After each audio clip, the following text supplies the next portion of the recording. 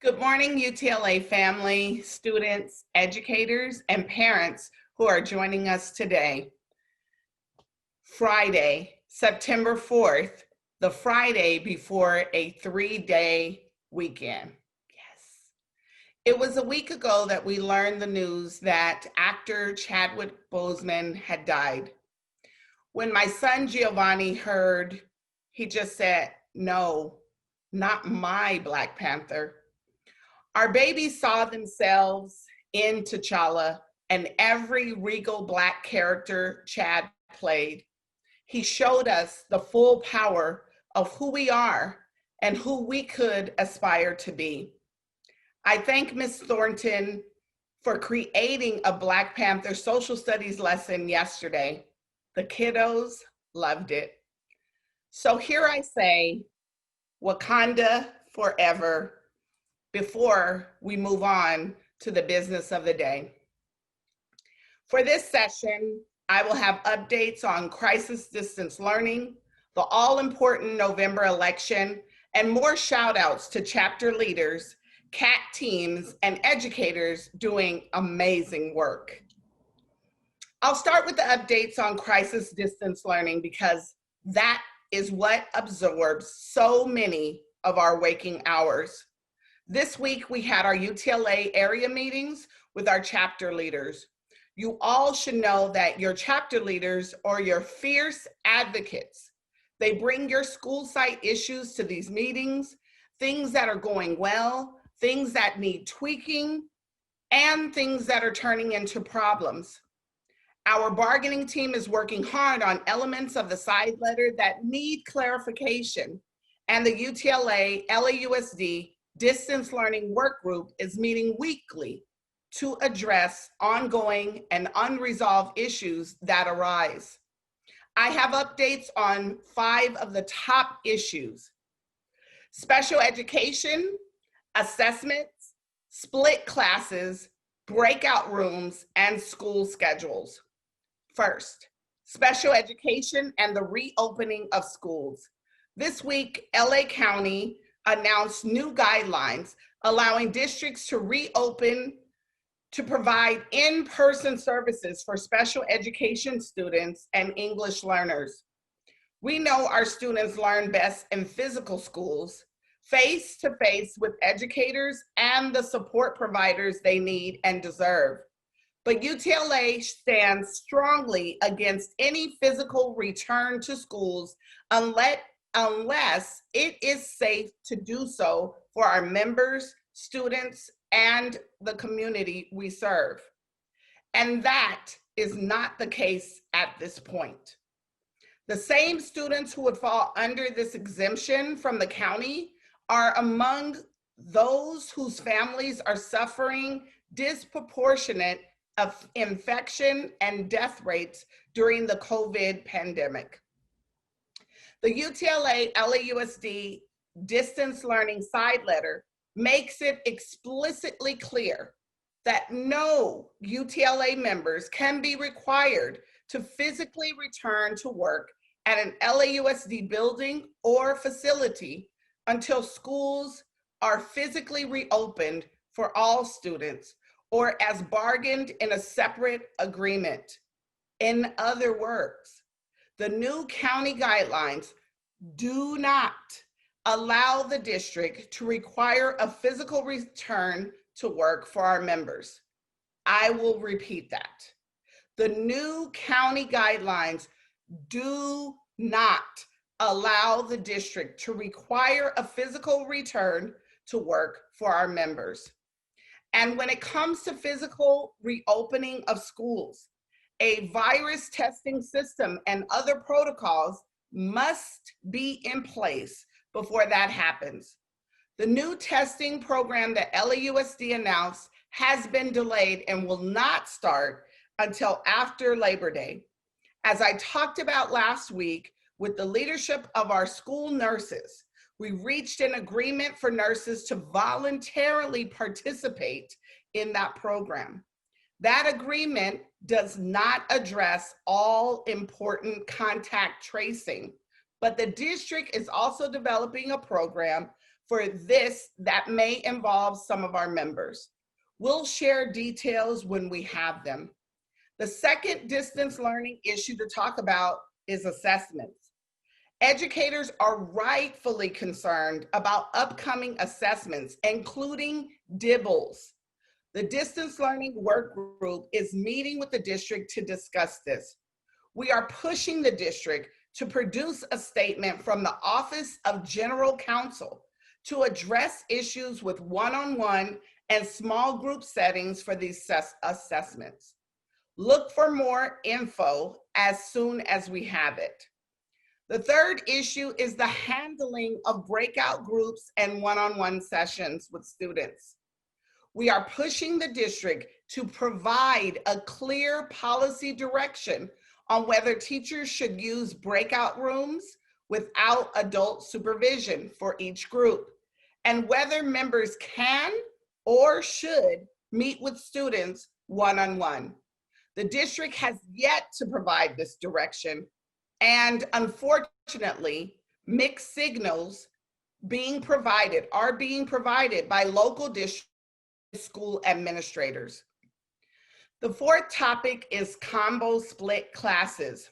This is a point of contention with the district. We are pushing the district to avoid and break up all split classes by fully utilizing pooled teachers and long-term substitute members. The district is insisting they don't have enough personnel to eliminate all the splits. We continue to press on this issue. And the final update is on school schedules. We have some principals going rogue and trying to hold teachers to a fixed schedule. That was never part of the distance learning side letter. The agreement provides flexibility in how instructional minutes are managed by the teacher within the 9 a.m. to 2:15 p.m. school day. This week, we emailed out an informative flyer about how the schedules can and can't be adjusted, and we'll put that link in the comments section. If your principal is making unreasonable demands, work with your chapter leaders and colleagues to reach out to your UTLA area rep and organize together to push back collectively. Being a strong UTLA chapter is critical to stopping top-down mandates and other things that undermine your teaching and the students' learning. Organizing together around a shared concern works. Now, down in the Harbor area, new chapter chair Jeff McBurney from Dotson Middle School got his principal to back down from issuing a written directive that all administrators be made co-hosts of teachers' Zoom links. That request had been creating anxiety among some staff who feared admins popping in and out randomly, upsetting their instructional flow. It's impressive to see a new chapter chair right out of the gate doing a great job leading Dotson and empowering members to organize around site issues. As a side note, UTLA recommends that you have a colleague be your co-host, not admins. And our chapter action teams, or CAT teams, continue to build power at school sites. At Manual Arts High School, the CAT team is using the principle of distributed leadership to spread a growing sense of camaraderie and solidarity among members. By each CAT member reaching out to their group of members, they have improved participation in chapter meetings and union campaigns. Let's give some credit to the Manual Arts chapter team. Chapter chair, Jacqueline Adamant School, ELA department, vice chair, Lupe Bermudez, science teacher, and here are the CAT members: Dr. Rosa Aceves, Magnet and Advanced Science teacher, Anitha Algala, science teacher, technology coach, Jose Barragan, math teacher, Jeanette Serrano, newcomer instructional coach. Building power in the union is the same as building member power.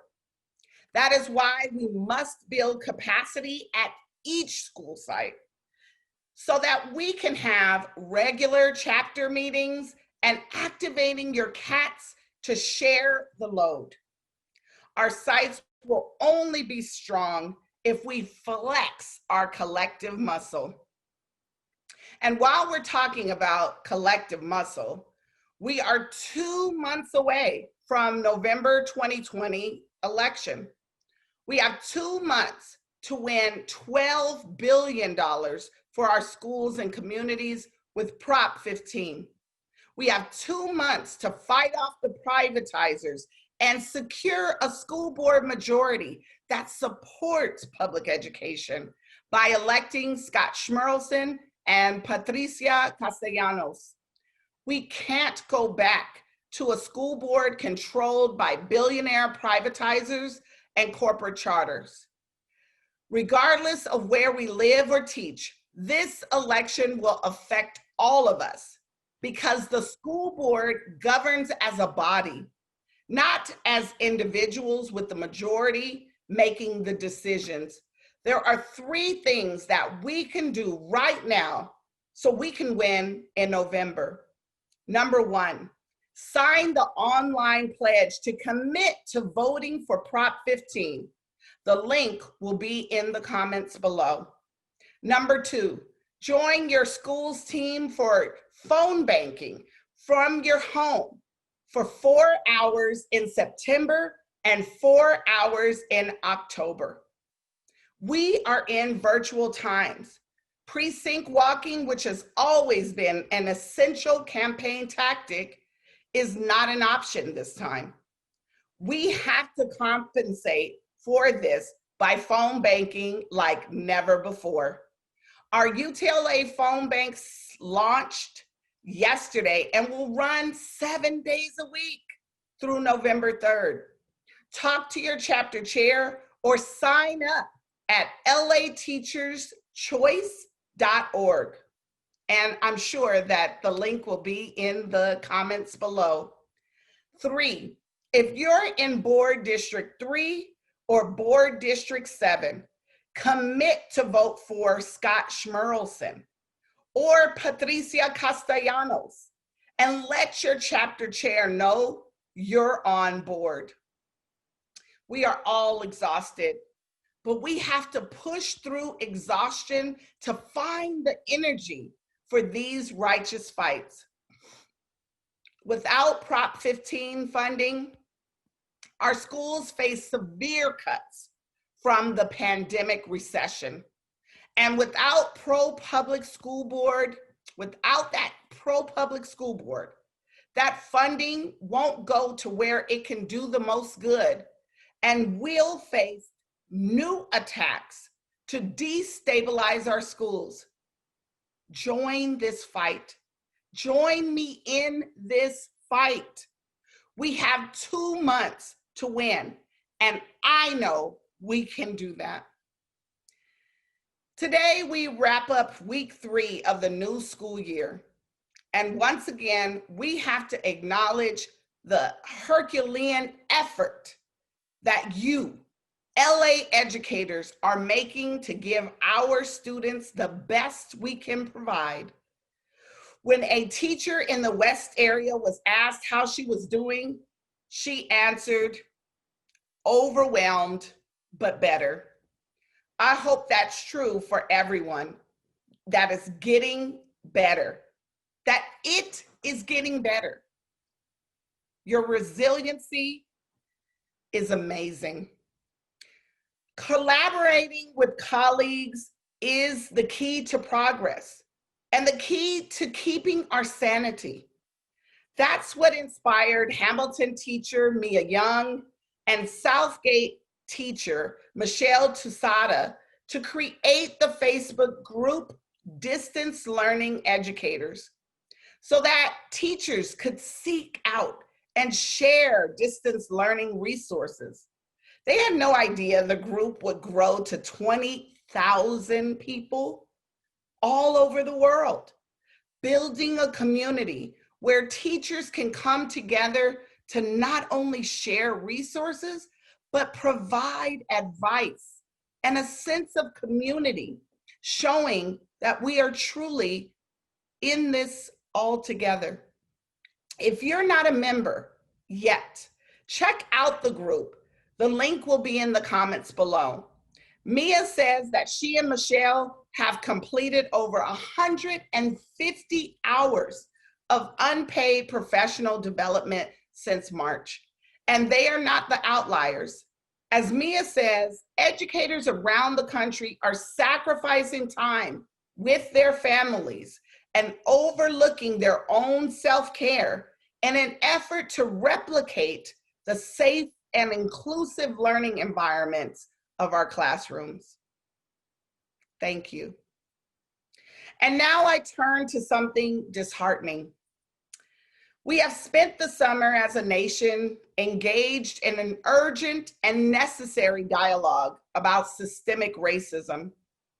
More people have woken up to the realities of what it is to be Black and brown in America. But every day we get reminders that we have a long road ahead and a shameful number of racists among us. This week, UTLA member and middle school teacher Abel Mata from the Central area was racially profiled and accused by a woman of kidnapping his own grandson because their skin colors are different. The cops got involved, and thankfully it did not escalate, as we know it can, with tragic consequences when sometimes police are called. We'll put a link to the news story on the incident in the comments below, and you can find it posted on our Facebook page. Abel has been sharing his painful story with the media in the hopes that people will learn from it and think before they act and accuse. Abel is acting just like a teacher. He is taking this tragedy and making it a teachable moment. If we're going to progress as a society, if we are going to truly dismantle systemic racism, if we're going to stop having police called on grandfathers for the color of their skin, our students will be the ones to make it happen. I am continually inspired by the youth leaders being born before our very eyes, who are feeling their power and who they are, not submitting to the world they've been handed. I saw some of those youth leaders in action last weekend at the 50th anniversary Chicano moratorium in East LA. I was humbled to lend our voice to the event, held to recognize the moment in 1970 when 25,000 Chicanos marched through the streets to protest the high death rates that Chicano soldiers in the Vietnam War suffered and the marginalization and inequality that they faced in their own neighborhoods. That peaceful rally in 1970 turned violent when sheriff's deputies a park and tried to disperse protesters using tear gas and clubs. That sounds so familiar today. 3 people were killed, including LA Times journalist Ruben Salazar. At this 50th moratorium this past weekend, the crowd was diverse, and a beautiful display of youth were leading in this struggle and demystifying the brown versus Black sentiments. They led chants, collectively crying out brown power and Black power. The brown berets and Black berets were saying Black lives matter. And as a biracial Black woman, it affirmed both parts of me, Black and Mexican, and that these two cultures are inextricably linked.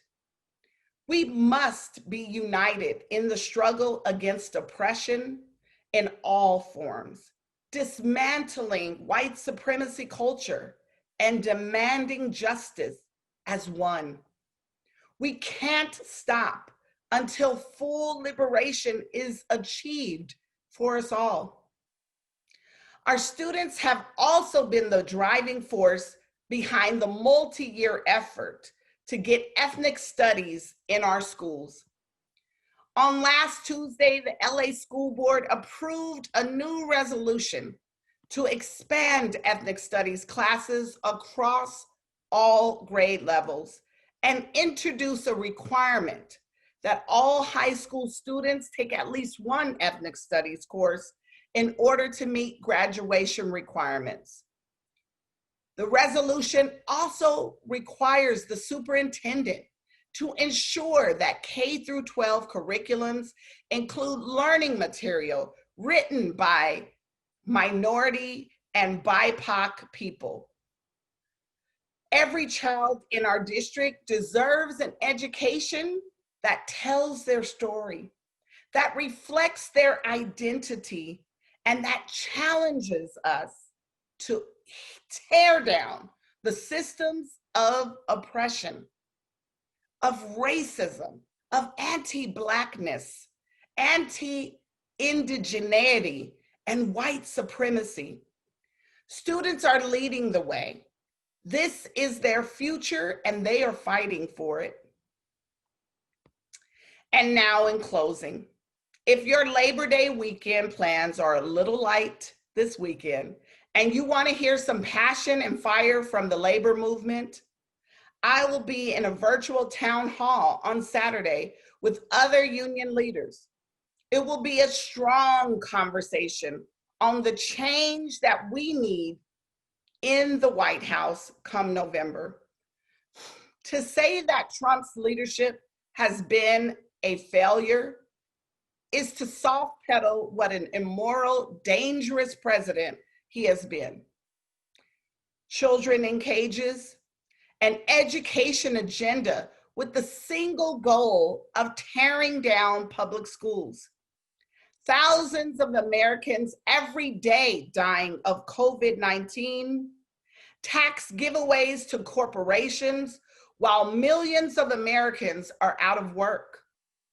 The rise of white nationalism and the open defense of races.